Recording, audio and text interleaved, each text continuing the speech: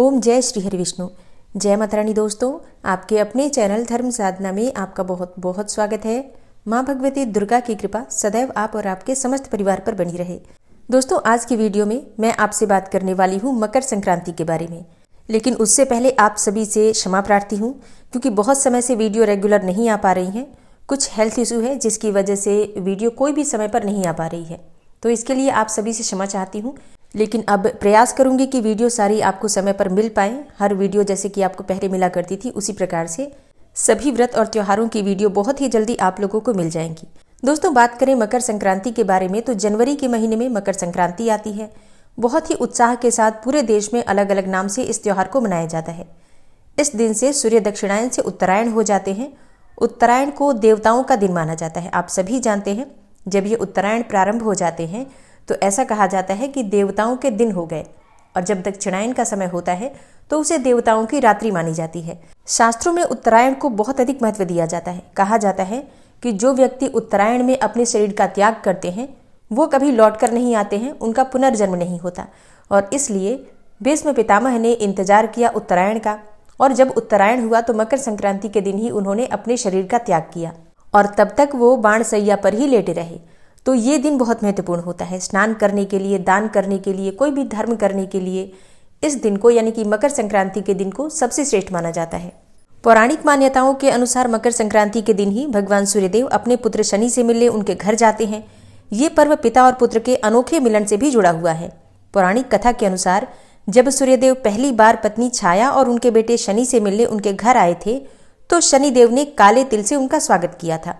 और फिर भगवान सूर्यदेव ने प्रसन्न होकर अपने पुत्र को आशीर्वाद दिया कि जब भी मैं मकर राशि में प्रवेश करूंगा और जो लोग इस दिन मुझे काले तिल अर्पित करेंगे उनके जीवन में सुख समृद्धि आएगी, उनका घर धन धान्य से भर जाएगा। मकर शनि की राशि है, यही वजह है कि मकर संक्रांति बहुत महत्वपूर्ण मानी जाती है। अब जिस दिन भगवान सूर्यदेव धनु राशि से मकर राशि में प्रवेश करते हैं उसी दिन मकर संक्रांति मनाई जाती है। ऐसे में बहुत सारे लोगों के मन में संशय है कि इस बार मकर संक्रांति कब है, 14 जनवरी को या फिर 15 जनवरी को। तो आज की वीडियो में आप जानेंगे कि मकर संक्रांति कब मनाई जाएगी, 14 जनवरी को या फिर 15 जनवरी को। मकर संक्रांति के दिन पुण्यकाल का समय क्या होगा, महापुण्यकाल का समय क्या होगा, और मकर संक्रांति के दिन किन चीज़ों का किस प्रकार से दान करना चाहिए, मकर संक्रांति के दिन की पूजा विधि क्या होती है, सारी जानकारी आपको आज की वीडियो में मिलने वाली है। तो वीडियो बहुत महत्वपूर्ण है, पूरा ज़रूर देख लीजिए। अच्छी लगे वीडियो तो लाइक भी ज़रूर कीजिएगा, क्योंकि आपके लाइक्स, आपके कमेंट्स मेरे लिए बहुत महत्वपूर्ण होते हैं। यही एकमात्र जरिया है जिनसे मुझे पता चलता है कि आपको ये वीडियो अच्छी लगती है। तो अगर वीडियो अच्छी लगे तो लाइक तो ज़रूर ही किया कीजिए। अब बात करें सबसे पहले कि मकर संक्रांति है कब। देखिए, जब भगवान सूर्यदेव मकर राशि में प्रवेश करेंगे उसी दिन मकर संक्रांति मनाई जाती है। तो भगवान सूर्यदेव धनु राशि से मकर राशि में प्रवेश कर रहे हैं 15 जनवरी को प्रातःकाल 2:54 पर। ऐसे में 15 जनवरी 2024 को मकर संक्रांति मनाई जाएगी। अब बात करें कि आज के दिन हमें पूजा किस प्रकार से करनी चाहिए, तो देखिए, आज के दिन हमें जल्दी उठना चाहिए। खरमास समाप्त होता है तो सबसे पहले अपने घर की साफ सफाई जरूर करनी चाहिए। तो सुबह जल्दी उठकर घर की साफ सफाई कर लीजिए। इसके बाद कहा जाता है कि गंगा स्नान आज के दिन जरूर करना चाहिए। तो अब देखिए, गंगा स्नान तो सबके लिए पॉसिबल नहीं है, सब लोग गंगा में स्नान करने नहीं जा पाते हैं। तो ऐसे में अपने घर में भी गंगा जल मिश्रित जल से स्नान करना चाहिए। इसके बाद जैसे कि उत्तरायण का दिन होता है तो कहा जाता है कि शुभ रंगों के वस्त्र धारण करने चाहिए। प्रयास कीजिए पीले रंग के वस्त्र धारण करें या फिर लाल रंग के वस्त्र धारण करें। मकर संक्रांति की तिथि समर्पित होती है भगवान सूर्यदेव को, इसलिए भगवान सूर्यदेव के प्रिय रंगों के वस्त्र धारण करने चाहिए, शुभ रंगों के वस्त्र धारण करने चाहिए, और भगवान सूर्यदेव की विधि विधान से आज के दिन पूजा करनी चाहिए। देखिए, भगवान सूर्यदेव जो कि आत्मा के कारक होते हैं, हमारी जन्म कुंडली में सबसे महत्वपूर्ण ग्रह होते हैं। जन्म कुंडली में राजा का स्थान मिला है भगवान सूर्यदेव को। तो अगर जन्म कुंडली में सूर्य किसी भी प्रकार से कमजोर है, या फिर चाहते हैं कि समाज में, परिवार में आपको मान प्रतिष्ठा की प्राप्ति हो, संतान प्राप्ति की कामना है, वंश वृद्धि की कामना है, या फिर आत्मविश्वास की कमी है। कई बार क्या होता है कि अगर जन्म कुंडली में सूर्य कमजोर होता है तो आत्मविश्वास कमजोर हो जाता है। ऐसे में आप कोई भी निर्णय नहीं ले पाते हैं ठीक तरह से। तो इसलिए आवश्यक है कि भगवान सूर्यदेव की पूजा करें। अब भगवान सूर्यदेव को आज के दिन जल में आपको थोड़ा सा काला तिल और थोड़ा सा रोली, हल्दी, अक्षत डालकर अर्घ्य देना चाहिए। और हाँ, अर्घ्य के लिए भगवान सूर्यदेव को अर्घ्य देने के लिए तांबे का पात्र जरूर होना चाहिए। भगवान सूर्यदेव की धूप दीप दिखाकर पूजा कर लीजिए। अगर आपके पास लाल फूल हो तो जल में आप थोड़ा लाल फूल भी डाल सकते हैं, नहीं तो रोली डालकर भी और थोड़े से काले तिल डालकर भी भगवान सूर्यदेव को जल दे सकते हैं। इसके बाद सूर्यदेव की चालीसा पढ़ें और आदित्य हृदय स्तोत्र का पाठ करें। आदित्य हृदय स्तोत्र का पाठ आप चाहें तो सुन भी सकते हैं अगर पढ़ नहीं पाते हैं तो। नहीं तो अगर आज के दिन आप भगवान सूर्य के किसी भी मंत्र का जप करते हैं, ओम सूर्याय नमः, ओम आदित्याय नमः, इस प्रकार से भी इन मंत्रों के द्वारा भी भगवान सूर्यदेव को आप अर्घ्य दे सकते हैं, उनकी पूजा कर सकते हैं। अधिक से अधिक संख्या में मंत्रों का जप कीजिए, भगवान सूर्यदेव की विशेष कृपा आपको प्राप्त होती है। इसके बाद भगवान को गुड़ का भोग लगा दीजिए और उनकी आरती कर लीजिए। और भगवान सूर्यदेव को जो आप भोग लगाएंगे गुड़ का, वो प्रसाद स्वरूप आप स्वयं भी ग्रहण कर सकते हैं, परिवार के सभी सदस्य भी ग्रहण कर सकते हैं। अच्छा, बहुत से भक्तों का प्रश्न होगा कि हमारे यहाँ से सूर्य दिखाई ही नहीं देते हैं, तो फिर हम क्या करें? देखिए, आप भगवान सूर्यदेव का ध्यान करके अपने घर के मंदिर में भी उनकी पूजा कर सकते हैं। ठीक है, तो बहुत परेशान होने की आवश्यकता नहीं है। अगर दिखाई देते हैं बहुत अच्छी बात है, अपनी छत पर या बालकनी पर खड़े होकर और उनको अर्घ्य दे लीजिए, या फिर अपने घर में भी भगवान सूर्यदेव का ध्यान करके उनकी पूजा कर सकते हैं, आरती कर सकते हैं। मंत्र जप तो आप अपने घर के मंदिर में भी कर सकते हैं। अब सबसे जरूरी होता है मकर संक्रांति के दिन दान करना। तो आज के दिन किन चीज़ों का दान करना चाहिए? देखिए, आज के दिन आपको गुड़ का दान करना चाहिए, तिल का दान करना चाहिए, चावल का दान करना चाहिए, खिचड़ी का दान करना चाहिए, मतलब दाल चावल मिलाकर भी आप दान कर सकते हैं। काली उड़द का दान आज किया जाता है, काले तिल का दान किया जाता है। इसके साथ ही घी का दान करना चाहिए। आज शुद्ध घी का दान करने से भगवान सूर्यदेव की कृपा से घर में सुख समृद्धि आती है।